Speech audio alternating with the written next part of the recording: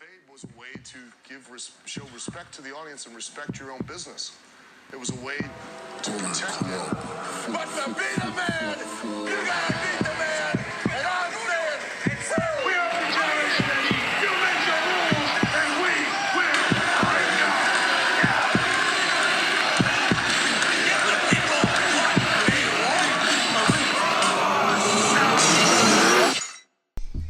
Ladies and gentlemen, heels and faces, casual wrestling fans, and all you smart marks, I am Mr. Richie Moon. And I'm Kayfabe AJ. And I am Kayfabe Focus. And this is the Kayfabe Livecast. The podcast. Or is it the Kayfabe Podcast? Or is it the livecast that's the podcast? You know, people ask me, is it the Kayfabe Livecast or is it the Kayfabe Podcast? You know what I say to them? I don't know. I say, is it the Bucks of Jericho or is it Y2 Jackson? That's what I say to them. I mean, We'll figure it out. Is it both? Maybe it could be both. Exactly. But just in case you don't know where we at, you gonna let them know? I don't know. Should I let them know? I think you should let them know. You know, having For the new viewers, for the new people on this journey with us. Take that nice little drive. Take that. Six rocks, baby, left him. Well, he found a new place to dwell. Well, it's down at the end of Jabroni Drive at. That's right, Kayfabe Ave. We right here in the heart of SmackDown Hotel. Oh, yeah, off of Gimmick Street. Right there, you find us, Kayfabe Ave. Alright, so what do we have? What we have for today? We got This Week in Wrestling. This Week in Wrestling. This is the part of this podcast where we run down all things wrestling, from Raw, SmackDown, New Japan Pro Wrestling, Ring of Honor, you name it. We got it. And where do you want to start off? We have a lot of things going on in wrestling this week. We're going to start it right off with today's episode was just goddamn ridiculous. So, we all know that Cody has the money shakes. He's been getting money shakes. He's possessed. So, the fallen angel CD had to come in and take the money shakes out of him. He had to use his higher power. He had to use his higher power to take it. He had a WWE WWF like tattoo engraved on his chest. Nah, the funniest part before we even got to the exorcism of Cody Rhodes, he's in the Bucks are just randomly in the arena, and Flip comes. He's like, "What's going on? Like, what's happening around here?" And the Bucks like, "What are you talking about, man?" He's like, look at your boy. Like, look what he's doing. I think he's possessed. Okay, so hold on. The whole time he's in the background doing HBK's poses, DX chops, doing that, and doing super kicks in the background, giving random WWE facts. That was the highlight to me. That part was hilarious. That shit had me dying. That part was definitely hilarious. Hopefully Christopher Daniels remembers where he's from, because lately he's been acting like he's not from. I see you. I don't know. I agree with Christopher Daniels. Philadelphia is a nice seasonal place, and Kurt Angle lives there. Yeah, Wait.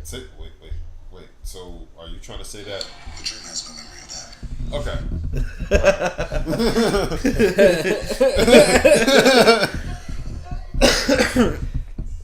Well, so either way you have it, he's been having his little denials ever since Flip called him out from not actually being born. From actually being born in South Carolina. South California. Well, that'll be alright. He'll come around. But let's move on to what could potentially be one of the biggest things coming to wrestling. Not only just in 2019, but just in wrestling. I think we finally solved the mystery of the countdowns on being the elite and the teases. Okay. And it's looking like we're gonna get all elite wrestling. All elite. That's the wrestling? name. That's the trademarks that's going around. All elite wrestling from the owner of the Jaguars. So they're gonna be based in Jacksonville, Florida, and I'm just hoping they go straight to like syndicated views and get on a cable network, so they go from the jump and have reach to people. Because I don't want the elite to leave New Japan, leave Ring of Honor, where we already just started getting used to the streaming services they have, and just started getting used to the reach that we have now. Yeah. To go back to a super indie style promotion where they got to rebuild their, rebuild their faith in, this in all people elite who wrestling, own television. they're gonna need to build a roster. Yeah. So A this huge is gonna roster. be They're gonna need more than the Elite and SCU to do that. Well, from what it's looking like, they have the entire league, which is about 6-7 people. We have Flip Gordon. Flip Gordon They has have 2 years SCU. left out his Flip clock. Gordon still left, but even Flip, still with Flip that, is definitely gonna go eventually. But even so, with that, you still need to build a roster. You need a Like, roster a whole first. bunch of people. But the really good things that are coming out of it, the trademarks are AEW Double or Nothing, AEW All Out, AEW Tuesday Night Dynamite. That just it rolls the tongue good. It's Tuesday Night Dynamite. Competition for SmackDown. That's the most interesting. SmackDown's moving. That can be their cable show. By the time that probably gets on TV, SmackDown will be well on Friday nights with Fox. They have All Out, Double or Nothing, and All Elite Wrestling, and all of them have been trademarks files indicated to the like you said, Jacksonville Jaguar owners. And this guy's a billionaire. This guy's twice, 3 He's times, gonna 4 bankroll times, this whole shit. 5 times richer than. I mean, Vince you never McMahon. know because Mark Cuban is also a part owner of Access. And who's the biggest draw in New Japan? And one of his shows. Mark Cuban is definitely somebody who's known to be a fan of wrestling. Having made appearances with WWE. He keeps an eye on talent and such. So I'm pretty sure he's probably cutting the deal with Cody and the Bucks. Well, Now I really think And that just to have those two billionaires, out of everybody in the league, I really feel this is Cody's brainchild. There's rumors of Chris Jericho and Jim Ross's involvement in this promotion, and honestly, a big draw like Jericho, if he commits, which it looks like he would, because why not? His entire New Japan run has been littered with being the elite appearances and actual rivalries with some of the elite, so it just makes the most sense for Jericho to jump on that promotion. And I don't know, I think once Jericho makes that jump, I think a lot of disgruntled WWE wrestlers are gonna get that from Cody Rhodes or Stardust. Well, the thing is what WWE is doing now. They're renegotiating their contracts with a lot of people. WWE is going to start snapping up a lot of talent and just having them there. I see Goldust just to be there, leaving, becoming Dustin Reynolds or Dustin Rhodes. Yeah, and becoming the son of a plumber. Yeah. We're gonna do a whole show on who we think is going to go, who we think will go to AEW, who's eligible to actually now. for contract. How do you guys actually feel about the acronym and the actual name of the promotion, All Elite Wrestling, AEW? It's alright. I wouldn't call it All Elite Wrestling in my group name Elite, but I have no problem with it. I like the name, but I don't think I like the acronym AEW. I think we're probably just going to be calling it All Elite. I don't think it's going to be All Elite Wrestling. I think it's going to be All Elite. Yeah, like Tuesday Night Dynamite. It's not going to just be all. I don't think it's going to be AEW. I think it's just going to be All Elite. I think so too. I think that it would just be All Elite, like basically just like one word. Yeah. So speaking of the Elite, which I'm so happy that we can talk about them so much. I know I just throw random sound bites in them, but they've been doing things this week. Yo, before you go past anything, What happened? I want to ask you guys a question. What's going on? I'm having a party and January 1st. I was wondering if you guys could come. Like, I've been asking this So for a did you whole hear while. about how Cody's been having IWGP title defenses With Joey Ryan? With Joey Ryan. And Curry's gonna both from injured. Yeah, they're both injured, And and they've been having actual matches and different gimmick stuff. So far they've had 3 matches. The first match was a staring contest where Brandy Rose comes out and First, they have a staring contest, and Joey Ryan pulls out his lollipop out of his mouth. No, he pulls out his pocket, I think. His pocket. And puts it in Cody Rhodes' mouth. and then Brandy comes in the ring and like starts unbuttoning her shirt. And then like unveils Joey starts shaking and he has to just look. So he loses the staring contest. The second one was in I think the second one was a rock paper scissors. Rock paper scissors. And the third one was a thumb wrestling match. Yeah, Cody came out on top. Obviously, these guys, this is pure entertainment. There's nothing serious about it. These guys are injured, but the crowd reaction, it was just hilarious watching. Yeah. So definitely check that out. This is World Series Wrestling. It was an International Assault Elite Takeover Tour. Oh, so yeah. I like that. There was a lot of good matches. Austin Aries. First, this is the first time Austin Aries has wrestled since the whole Impact thing. So that's crazy in itself. He wrestled new Bullet Club member Robbie Eagles. It was another match with Machine Brian Cage versus Bambito. He won that for the X Division Championship. Well, we retained his belt. It was the villain Marty Scurll versus Damian Slater, and also wait. Wow. Speaking of Marty Scurll, What's going on? The villain. He has a party January 1st. Just like I'm having a party January 1st. He's having a party. You heard about Marty's party? I know in January. Did you hear about Cena? Cena's actually coming back, and he's made mention of his hair in January. Crazy, yeah, man. his hair's definitely. It's for the movie that he's putting out. But still, But it's crazy. But speaking of segue. it just reminded me of how Cena's coming back, and Weird segue, but okay. We're gonna get back to it. Let's stay on top. Let's stay on top. Actually, the villain Marty Scurll actually won tag team belts. He won the World Series tag team belts with another guy down there. Sorry, I don't know the other guy's name. And also, there's a WWE signed a big guy. He signed a really big independent guy, Walter. If you don't know who Walter is, go YouTube Walter. I actually don't know who Walter is, but you need to watch Walter versus Will. They seem to be making a big deal over his signing, though. Because Walter has been a dominant champion. He's a big guy. He's like a Lars. No, I don't want to say he's like a Lars. He's like Kozlov. He's like Kozlov, but he can wrestle though. Well, speaking of Lars Sullivan, didn't you say he's been in a little controversy this weekend? Ooh, Lars Sullivan was recently caught on a bodybuilder forum talking wild, crazy shit.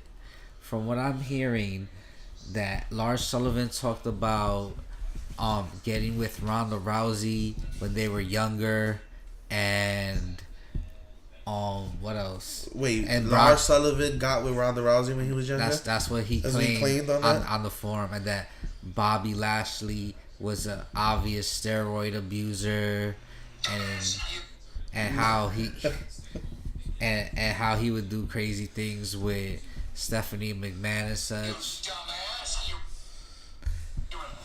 But you never know, because I still see the Raw.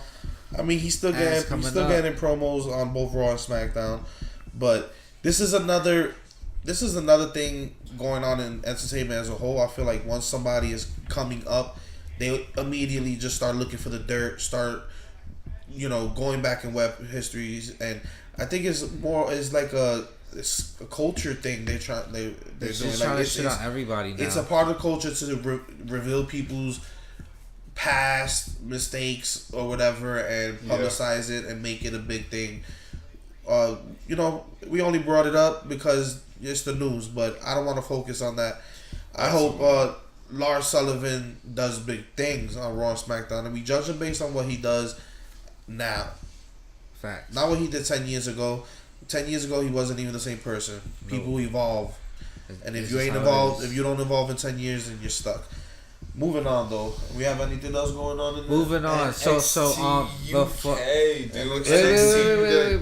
we talk about NXT UK, are you guys gonna really come to my January 1st party? Is that around the time that the new NXT pay-per-view is coming out that was just announced? January 12th. NXT UK from Blackpool finally gets their own pay-per-view. Ooh, and this is just another testament. I don't know if Triple H is the person I should be thanking for this. Triple H is the person you should be thanking. But it's another good thing Triple H is doing. Now we have a whole nother brand, and it's not just another show. It's a legitimate thing.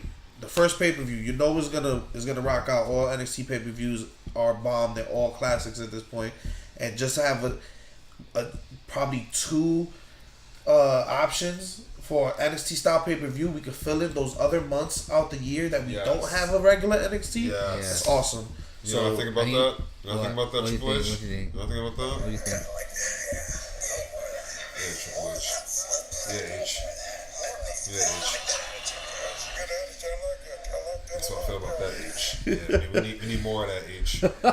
We need more of that H. We definitely need more of it. Do you want me to give spoilers? Spoilers. It can be spoilers because I have spoilers for the NXT. Hold on. Spoiler I have alert. spoilers. No. We Sure? not gonna spoil. I mean, people are gonna find out. It's the internet. It's not like I'm the only person that has this. Yeah, but I don't know. I feel like we should let that happen as it comes up. We know all the results of the tournament. We knew about the championship with. I mean, we've already ruined.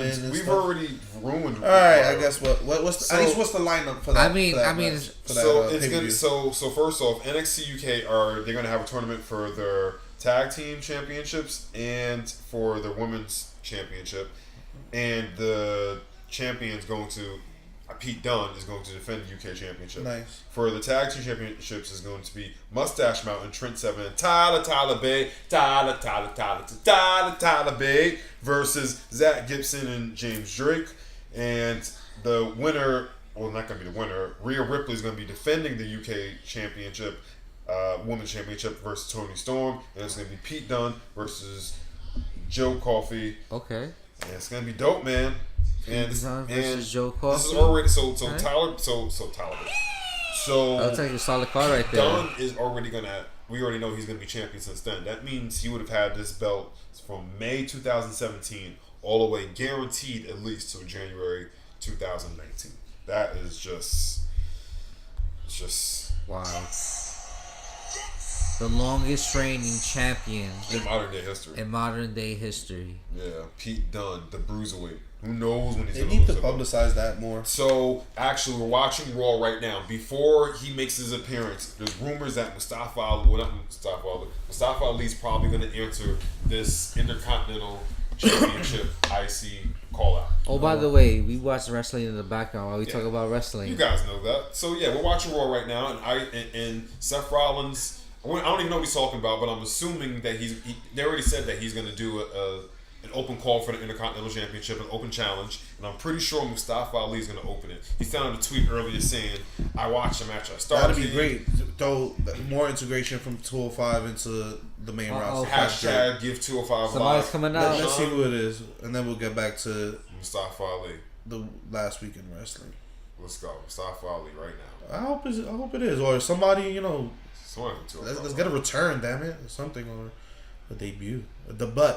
Let's get a debut. It's Jason Jordan.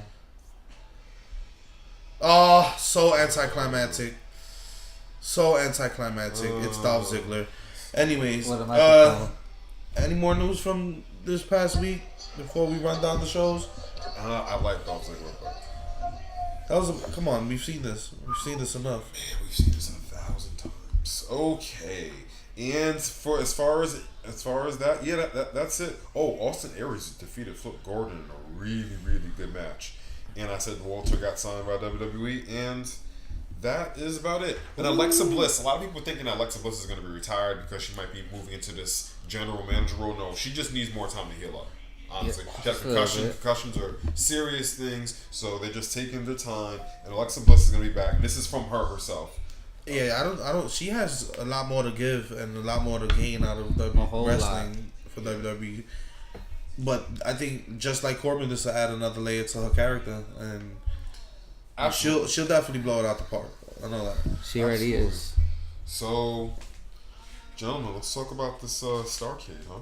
Let's talk about the Starrcade. Starrcade with Ric Flair. Is interesting. Woo!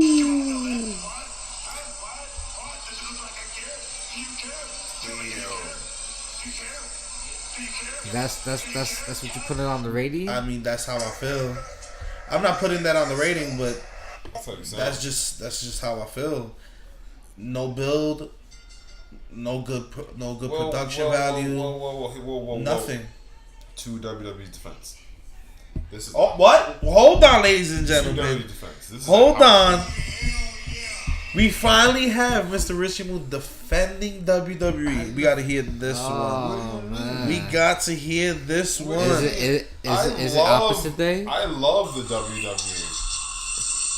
The backwards man. I love WWE. You don't understand our relationship. The reason why I'm so hard on her because I know her potential, and she rarely lives up to her potential. That's why I'm so hard on her. That's why I grind her like that. So WWE's a her? Yeah, it's a her. Definitely her. Okay. It's definitely her. Oh, okay. You see how fickle she is? Are you kidding me? That's definitely WWE is definitely her. Sorry, man. ladies, but anyway, it was a house show.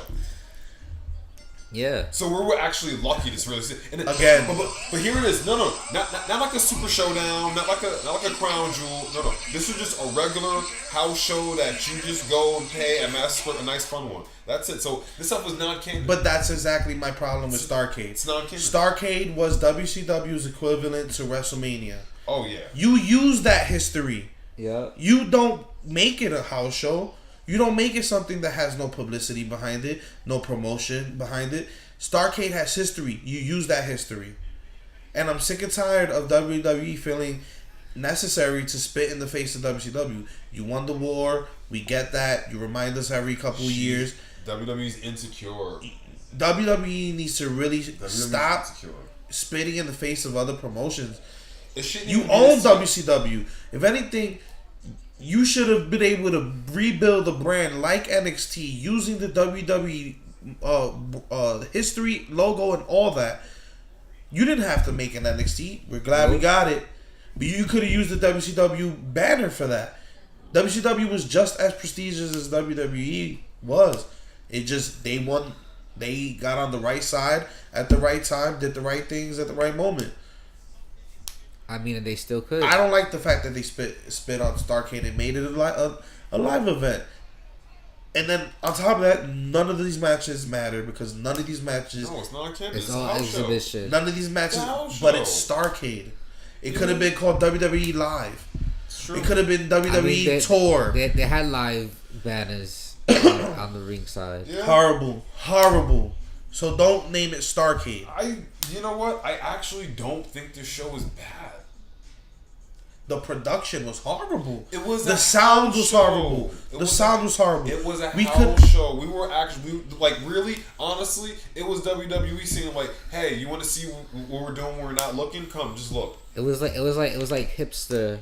Yeah, like it wasn't Wrestling. like this was of course You it was know, no full-on I production. Had get the it. candlelight I get it. on. But they can give us. They have this network. They can give us WWE Live, and it's just live events. I understand that because honestly, The moment you incorporate Starrcade the legacy of Starrcade, and they drove that home too in the show. They drove that. they home. did. So what I Not only that. I would take out The TLC. actual product that they put out on the WWE network was only an hour. We didn't even get to see the whole entirety of the card, and the majority of the card that wasn't televised was the best part of the Starrcade. I can only defend one match. That's the Seth Rollins versus Dean Ambrose because you're building it up for TLC. So what I think they should do is take out TLC and it should be Survivor Series, Starrcade, Royal Rumble. I'm gonna do some googling live on the You know what I'm podcast, saying? Like, Yo, and I want to see. I want to see what pay per view they could have put Starrcade in that place. Let's see. we should have put Starrcade. Starrcade should have been this month. You know what I'm saying? It shouldn't be. No, this month. I mean, for You know December. what? You should have gave Crown Jewel Starrcade for all that. No, You don't want to invest in Starrcade. about Let the money. Saudis invest in the Starrcade. Super Showdown. They want their own thing. The Super Showdown, exactly. They want Let their them own let the Australian show was definitely perfect Matter of fact, you for can't. Starrcade. But if you don't want to invest money into Starrcade as a legitimate pay per view, let the Saudis do it. Nah, Bring back the WCW through Saudi Arabia. Nah, but Why they do you can't. want to bring back WCW?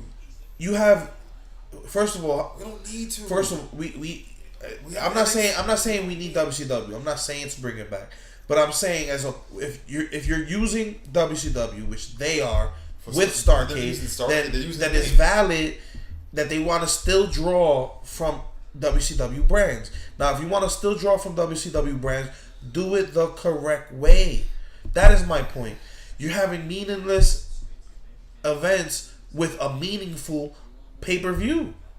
Starrcade was, again, the equivalent of WrestleMania in WCW. If you want to continue using WCW branded pay-per-views and stuff, you have every right. It's WWE, they're the machine. But at the end of the day, do it right. They have legacy. You want to drive home on the network special that Starrcade this, the history of this, these people, these legends wrestled at Starrcade. You want to bring Ric Flair to do a promo in the beginning of Starrcade? Have it mean something. That's my point. I agree with you, but the one thing that I feel like they can't really change it is the location. It has to be in Greensboro right there, because that's where all the rest of them were. They could have made it a show, but they you know why the sound quality sucks? Because they don't care. Because half of the production staff doesn't work the live events. Yeah, that's why the quality was low. It would have been good. Use Starrcade as an event. Nah, don't. They should. They basically should have on Starrcade. I agree with you. Yeah. But I feel like all your points is just that they shouldn't move Starrcade. That's all I'm saying. Like let's be real. We could take Fastlane out. Put Starrcade right before Mania. Nah, but it has to be the weekend of Thanksgiving. That's Starrcade. That's tradition. That's a tradition. And So what pay-per-views we just had? Survivor Series is tradition for WWE. Yeah. So understood. I just feel like they should have gave it more.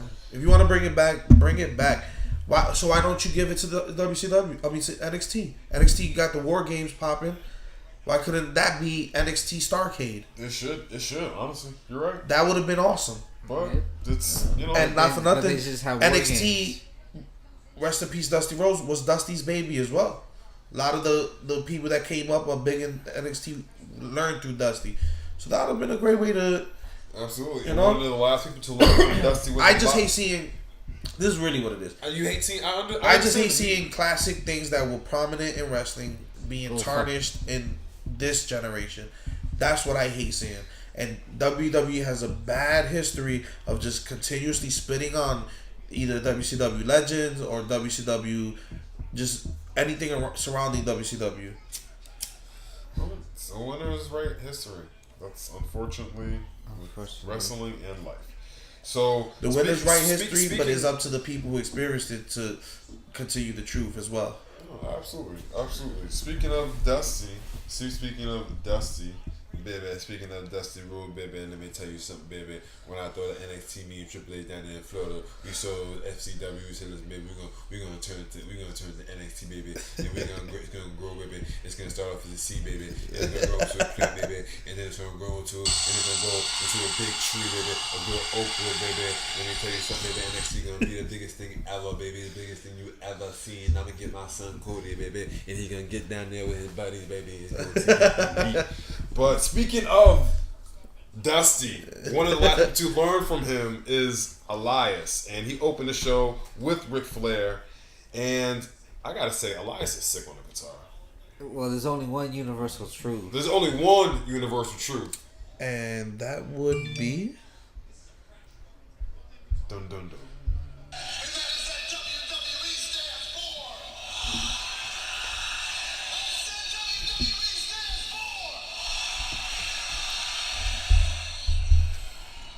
So, I know that, WWE only put Starrcade out as a house show. They could have built it, but, Starrcade has a lot of prestige. Starrcade, like we said, it was a WrestleMania equivalent to WCW. Ric Flair has headlined Starrcade 9 times. 9 times, baby. 1 time with the Dusty Rhodes, baby. 1 time with Sting, Macho Man, Harley Race. The list goes on. So then after that, Tamina and Nia Jax come out there. Give Tamina a chance. Hashtag give Tamina a chance. This is the best I've ever seen Tamina look in the ring. Nia Jax. Oh, whoa! That's not. We have a 2 for 2 tonight. I didn't say like she looked good. I'm just saying this is the best I've ever seen. You finally gave Tamina a compliment, Nice. There's progress. Like there is progress, ladies and gentlemen. You finally know what happens when I try to give somebody a compliment and then all of a sudden you jump on me about giving that person a compliment? You know what happens? What happened? You know what happens when you do that? You know what happens? Huh? Hey, focus. Hey, focus. You know what happens? You know what happens? Why would you just tell him? Huh? Why would you just You think I should tell him? Go ahead. You think I should tell him? You know, you think he's wait, ready wait, for wait. it? You know what? You know what you should do? You think she's You ready? know what you should do? What should I do? You know what you should do? You should answer my question about if you guys come into my party on January 1st. You know what happened, Focus? What? I just erased AJ's name off of, and I just put your name on. You know what happened? You know what just happened? That's what just happened, alright? Anyway, next. I will say that everybody was over in this match. The crowd loved everybody. Actually, no. The crowd really loved Bailey, Ember, Dana. They just loved the heels. I mean, they loved the faces like they were supposed to, but they were really into them. I don't know. I wonder if Samoa Joe did something bad backstage because He just keeps getting injured. Not even that. He just keeps getting injured. So he had the traditional, at Starrcade, they always have a steel cage match. It was Samoa Joe versus AJ Styles, and he got tapped out again, which is a rare thing for somebody like Joe, who is a submission machine. Why does Joe keep getting tapped out? I think he's getting beat over and over and over. Like AJ Styles did not need to win this match. He lost the WWE title. He could have. Speaking of, maybe you don't know where you are right now. oh, I do know where I'm at. So before you huff and you continue. I'm huffing and puffing right now. Let me remind you that this Is it still a house? Is it still his house? AJ Styles. He might not have the trophy, but it's still the house he built. You know what this is? This is the house of. This is the house of. All right, this is the house of yes now.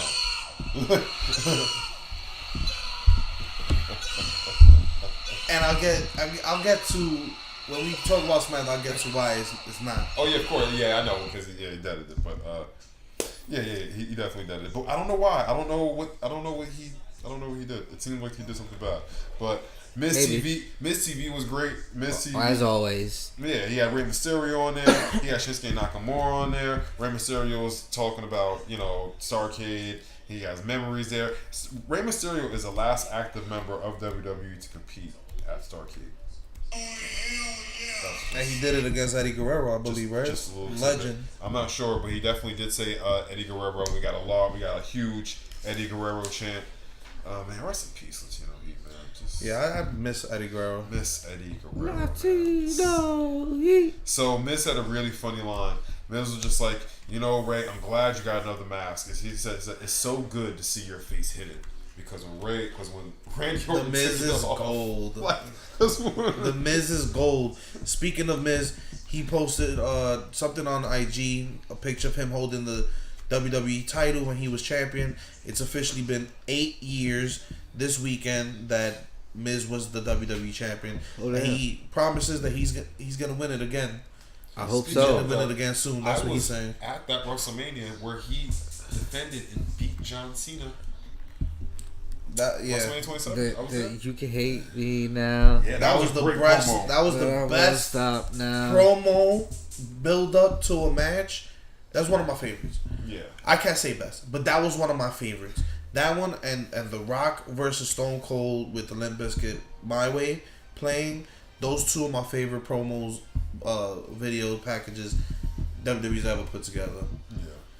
That was some But for the Miz, that it was just perfect. Like, you can hate me now, just playing. And that video package. everyone literally hated him.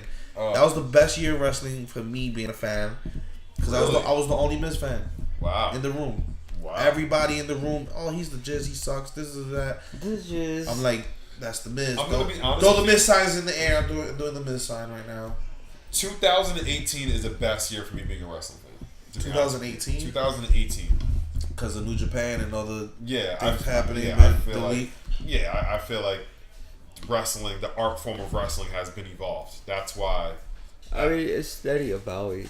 Yeah, but there's like a new school. There's like a new school. I don't know. I mean, of the people. elite.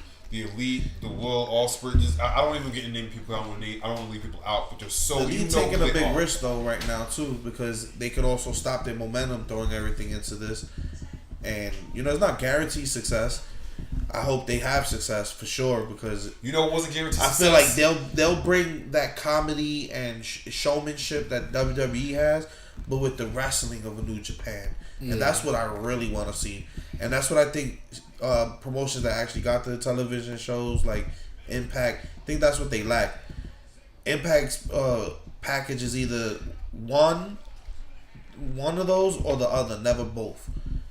So where, like even with the Broken Universe stuff, they weren't really popping because of matches. They were popping because of the segments. And then back then when TNA was had all Joe, AJ, all these guys, it was the matches. It wasn't the promos. Yeah, I can see that. it's true. It's very true. So I think the Elite have a big chance of bringing both of those together, and I hope it works. And plus, they could But it's also a big risk. put a spotlight on lesser known stars. Give them that push. I mean, they already do with being the Elite. And that's why you got to build the roster. So it's gonna be a long That process. segment with Marty was hilarious Yeah. too, because he's like, you know what? Fuck you. Like, he's finally at his breaking point. Fuck And you. then when Cody Fuck you and the Bucks. And Cody at the end, like when after the not the resurrection, after the exorcism, he tells Matt, just come here. And he's fuck the revival. That's how we knew he was back. So he knew he was back when he just says fuck the revival. Fuck the revival. Got that. Alright, so where we at? So Drew McIntyre beat Finn Balor. The B Team beat the Revival. The Bar beat the New Day. Charlotte beat Asuka. Neither of the champions were there, Universal or WWE champion or the Women's Championship, and that was Starrcade. Seth Rollins versus Dean Ambrose was a good match. I seen that online. If you get a chance, go. If you get a chance to see that online, go check that out. That was actually a pretty good match. That was also in the steel cage match. The version that they played on the WWE was a very condensed version. It was alright. I don't really think the show was bad. I just think the booking of the matches was bad. AJ Styles can afford a pinfall. He just lost his belt. Samoa Joe could definitely needed the win. He tapped out again. What do you want? What do you want from Joe? So I think we're moving on to Raw. Yes. Or is that what happened? Is that what we're moving on to? Raw, Monday Night Raw. Well, maybe. This is the Raw coming off of Survivor Series. It wasn't really too many big things. I feel like it was kind of condensed for it being 3 hours. But the start of the show is pretty much with Baron Corbin, Stephanie McMahon in the ring, and they're gloating about their sweep. 6-0 asterisk, 6-1. Put some respect on it. Yeah, 6-0. But Survivor Series. they're glowing over the win, and finally Braun Strowman comes out. That's a botch. Survivor Series is a goddamn botch. I can't agree. Survivor Series is a botch. How was it a botch? Let's get into that. Well, first off, let's start with just the obvious. It was not 6-0.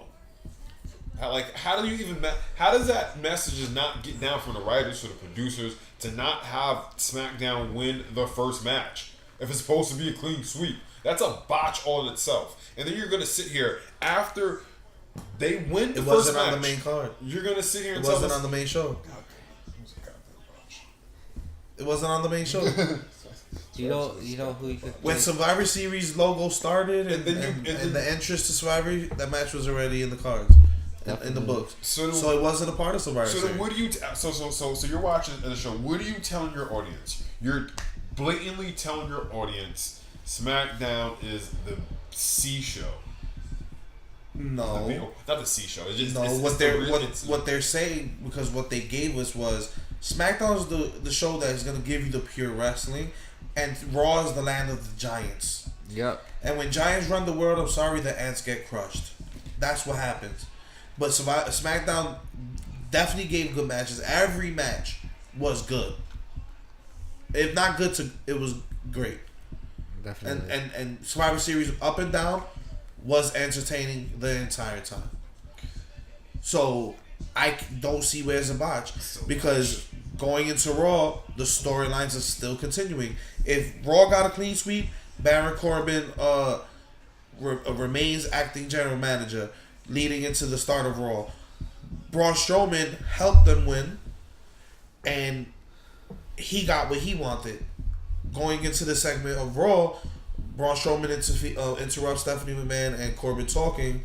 Braun Strowman wants everything that's coming to him that Stephanie promised him previously. If they won for Team Raw, pretty much he gets his title match and he gets a match against Baron Corbin. Corbin remains acting general manager. So now the stakes are a little high, very high, higher going into TLC because Stephanie made the match between them, and the stipulation that Braun Strowman chose was if Corbin loses, he's no longer acting general manager. Which is crazy. Just back to wrestling. So that storyline continued. Another storyline that continued was the Ronda Rousey thing, which was a big highlight of Raw, actually. Ronda Rousey comes out, makes the promo talking about what happened to her against Charlotte Flair, which was the match stealer of Survivor Series, and pretty much a lot of people would say that. A lot of people like the Daniel Bryan and Brock Lesnar match more. A lot of people say that it was good. A lot of people. It was good. Okay, my favorite wrestling match of that night was Mustafa Ali versus Buddy Murphy. My favorite match of the night was Charlotte Flair versus Ronda Rousey. The best match of the night, I think, was Brock Lesnar. I give it to Charlotte Ronda, but back to Raw. Ronda is pretty much licking her wounds and pretty much saying this is not it. She's gonna find a way to find Charlotte and get that match and get that revenge against her. She also came out looking strong, very strong, because she's like, you know what? I'm hurt. I'm battered and bruised. I want to fight and I want to defend my title, which was awesome. You have to do that. Not only that, what I took out of the person who ended up getting the match was Mickie James. What I got out of this match was not just anybody can work around the match, and not everybody can look good against Ronda. So Charlotte versus Ronda was even that much more special because Mickie James is a vet, even longer than Charlotte, and that match was horrible. Yeah, we could say it was booking. We could say it was booking the way that it turned out, but she really just ran through. She really just ran through Mickie James and looked, dominant. For Mickie James is really unfortunate because she's a vet. She shouldn't be going down like that. But Ronda came out looking strong. She even pretty much threatened Corbin and told him, "I'll defend the title against you." So Corbin went and got her the challenger, which turned out to be Mickie. Continuing on Raw, we have the things still going on with Nia Jax and Tamina. She's building up towards her match with Ronda Rousey. Not much. You know what? Not much. I'm still not all there for Nia Jax because I feel like she.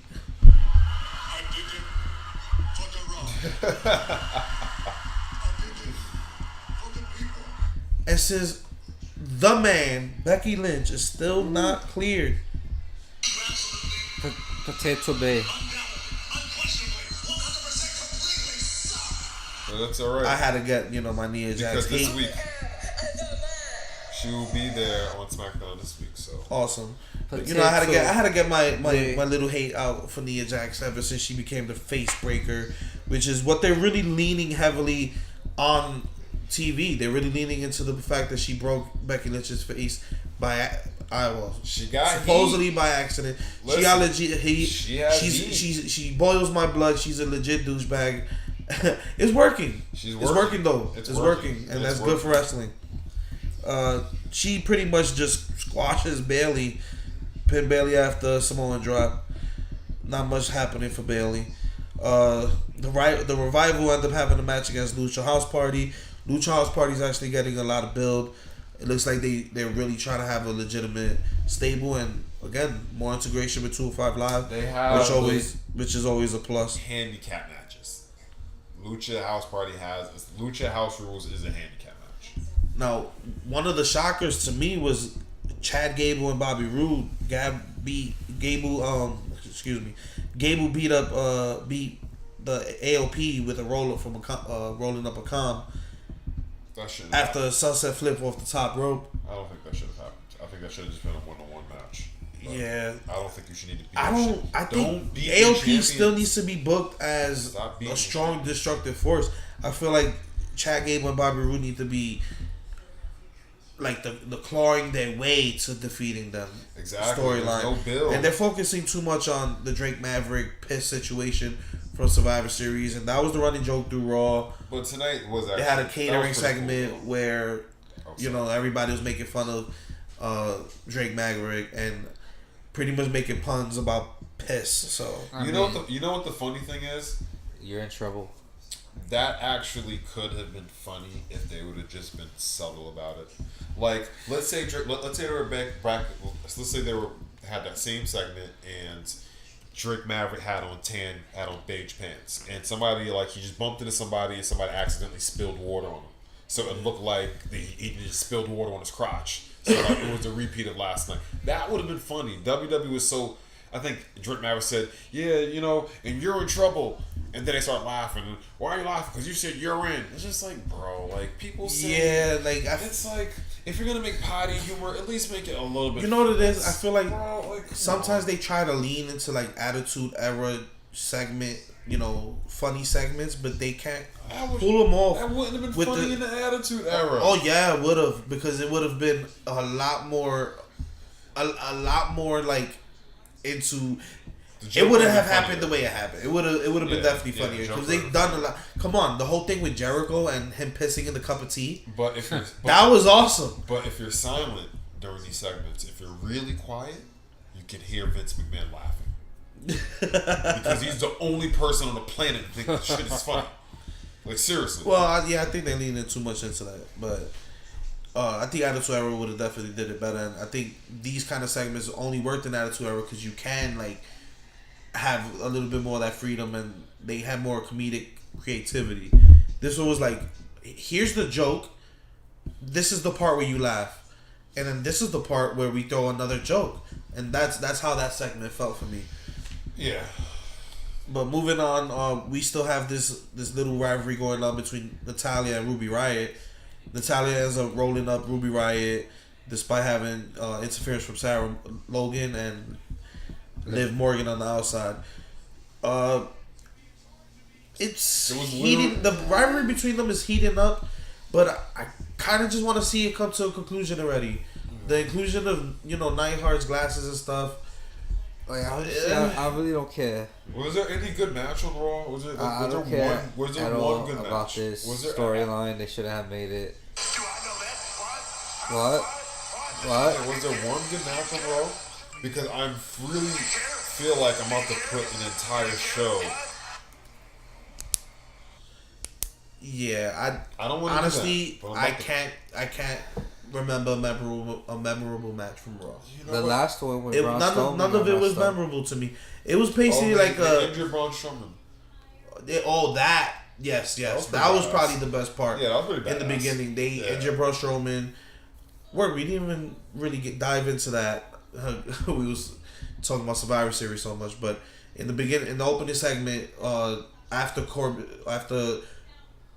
Strowman laid out pretty much what's gonna happen at TLC between him and the stipulation between him and Corbin, they actually had an impromptu match. Braun Strowman, I forgot who he was. Was he by himself against Bobby Lashley and Drew McIntyre? Yeah, they just jumped him.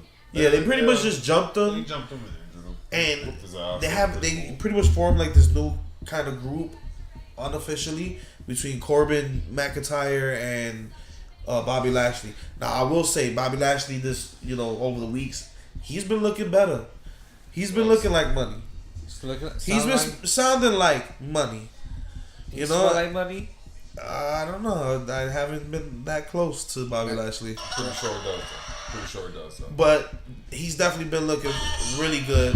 Nah, he has been. And So, this is coming from somebody who, before his transition with Leo Rush, was down on Lashley. I did not want to see babyface, smiling Lashley looking like Wayne Brady. But now he's that dominant but force, so didn't I tell can you believe it. that every single week Bobby Lashley is gonna come out with something new.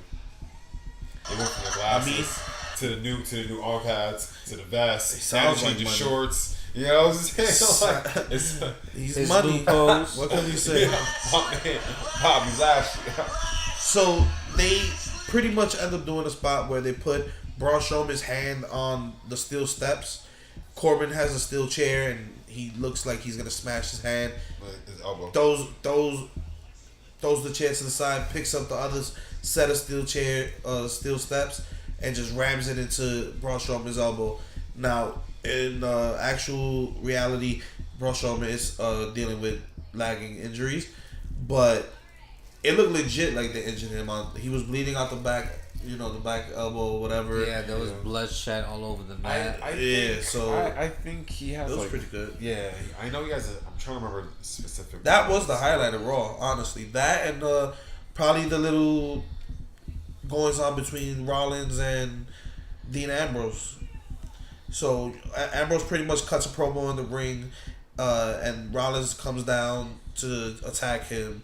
Ambrose tries to escape through the crowd, and Rollins throws him back into the ringside, tries to curb stomp him, and he ends up moving and hitting a low blow. This looked like Shinsuke Nakamura's low blow to AJ Styles all year.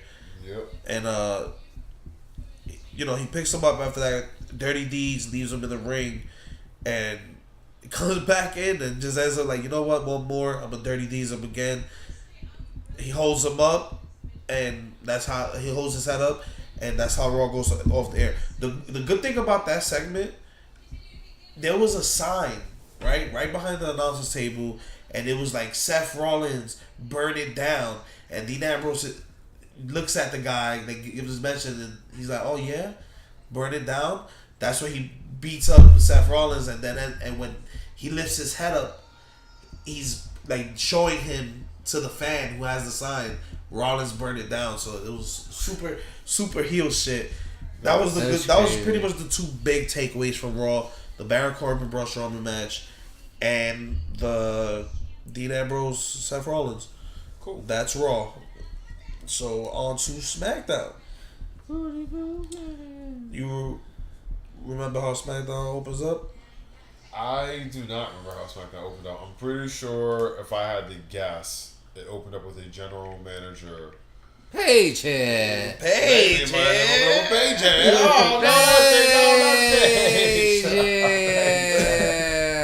You know what's funny? You're damn near spot on. But it opens with Charlotte Flair. They gave highlights of her whipping Ronda's ass and stuff.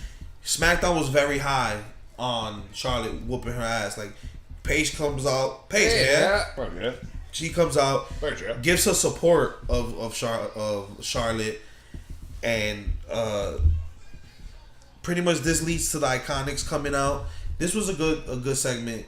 It showed where Charlotte's at. She's a pure heel right now, and that's when Charlotte works best. Yep. She calls out the the Iconics come out trying to make their little fun. Is Charlotte Flair a heel right now? Because she's a heel. Really She lost the match and destroyed a competitor that she claimed to have mutual respect. Yeah, this is on Survivor Series, but like on SmackDown, she was not sounding like a heel. Well, she was sounding like Becky Lynch. Exactly. She was sounding like she was the man too. We have two mans. But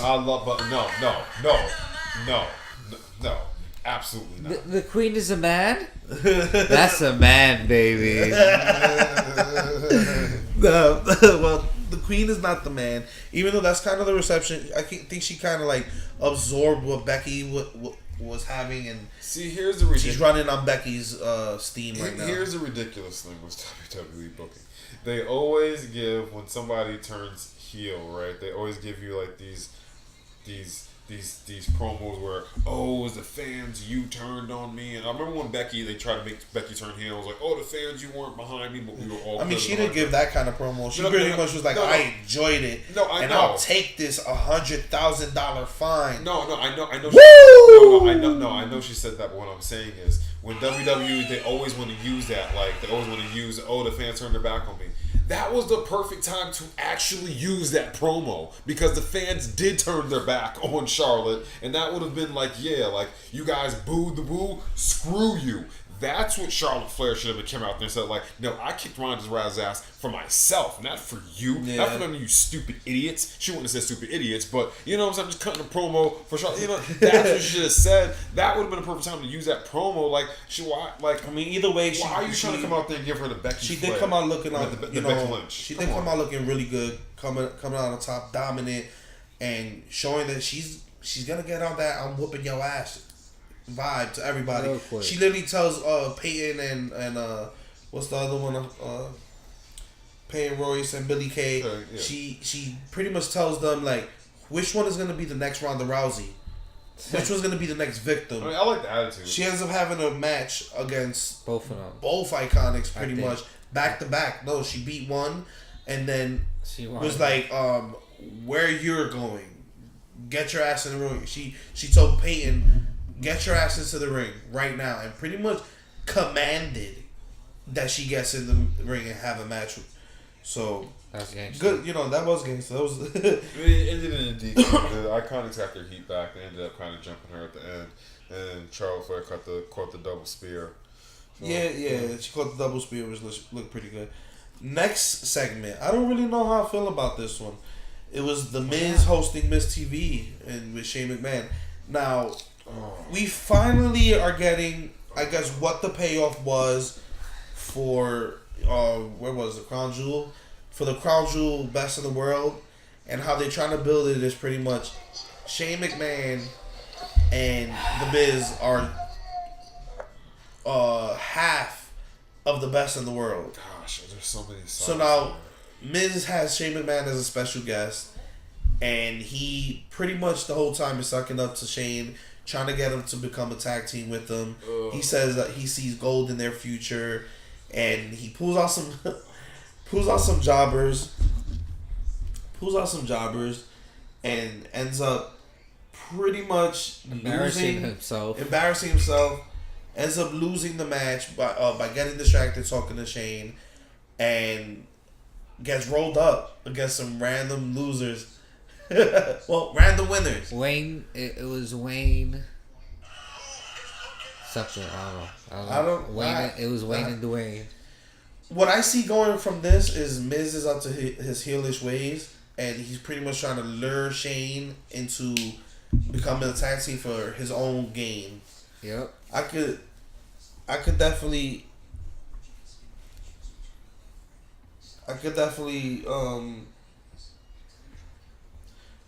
see him pulling something out from this. For sure. But I don't know really how I feel about it, because I don't really want Miz to be sucking up to anybody. I want him to start dominating a little bit.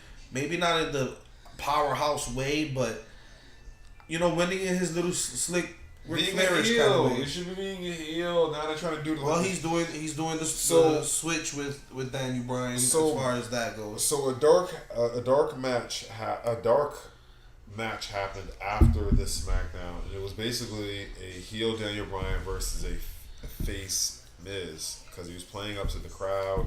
He had him do the yes chants. So I guess that's what we're moving to. We are moving to a face Miz and a heel Daniel Bryan. Well, we'll see. You know, Miz is a great worker. Daniel Bryan is a great worker, and this heel turn for Daniel Bryan has reinvigorated him, especially in my eyes, because I was very low on Daniel's return. I was happy for his return, but it was stale. Everything they was trying was either falling flat or just failing, and this heel turn is definitely a big thing for him. Yeah, but as far as that segment as a whole, I just have to say it's one question. So the next thing after this segment is the Thanksgiving feast fight. It was, Thanksgiving episode of SmackDown. God honest truth. Oh my god. Oh God, I saw it coming. As soon as the New Day showed up, I was like, oh Lord, this is the Thanksgiving segment. Horrible. Sorry. That was wrong.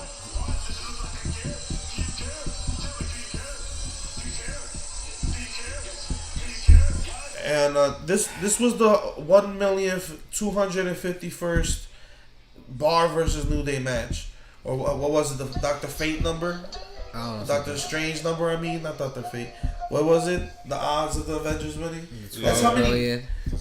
That's how many times the Bar versus the New Day fought. Yeah, bro. It spirals out of control. Food everywhere. Blah blah blah. Same thing. Thanksgiving show.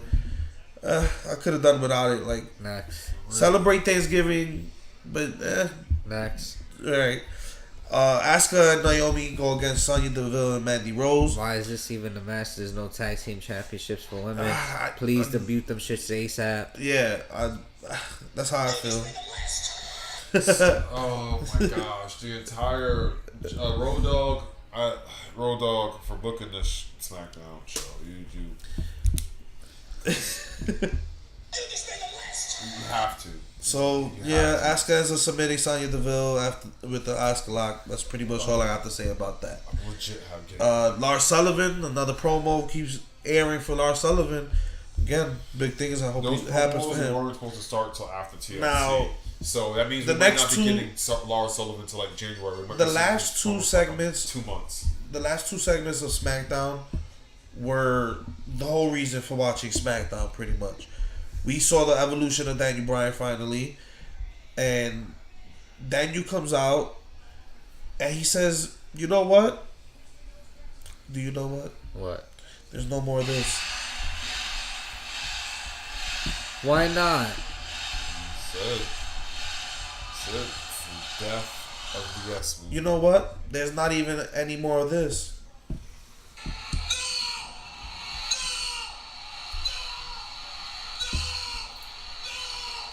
Daniel Bryan has stepped into the hyperbaric chamber. 100% oxygen, meditating in it during his days off, while you people started chanting his name less and less throughout the weeks. And you people turned their backs on him? That was fucking stupid. Yes chants every week, bro. Yeah. Yes chants every week. Yeah. You were the general manager of SmackDown. You were there every week. You were getting chanted every week. Now, with that stupid thing aside, great promo. That was just a little bit of that. It was like, really? You had to say that? Like, they always with the heel shit. That. Yeah, they have to. Always got to say that. But he steps into the hyperbaric chamber, and his dreams started working for him. His dreams told him that he has to go back. And now his dreams told him he had to kick AJ Styles in the balls. Hey. His dreams told him he had to win the title, and he won the title. Now, coming off of the match with Brock, he actually incorporated that, going back to why Survivor Series wasn't a botch. He actually incorporated the match, which you said was also your favorite match of a really good card on Survivor Series. Yeah. So, he even incorporated the fact that the first 15-20 minutes of that match, he was getting his ass whipped by Brock Lesnar. Why? Not because Brock Lesnar was the beast, not because he was destroying him from his own will, because he was allowing Brock Lesnar to beat the old Daniel Bryan out of him. Allow him to transform and come out that match a new person. And you know what? This was the greatest storytelling example in years. For the simple fact, when Daniel Bryan first won his first ever World Heavyweight title, he was the underdog. The first thing he did was climb on that announce table and chant and scream in front of Michael Cole, who was his biggest doubter. Yes, that's where the yes movement started. This promo, he ends it with him on the announce table as being announced as the new Daniel Bryan. Newly won the WWE Championship. Killed the yes movement in the same way he started the Yes Movement. And this is great storyline because Yes Movement started, this was what, like 4 years ago? Yeah. Great storytelling. That was a good example of a promo and how to build yourself. Daniel Bryan is a master at he's a master at promo work. Yeah, he's amazing. And now he's like doing more primal movements. His eyes are wide, kind of like the Wyatt family. He got a crazy look.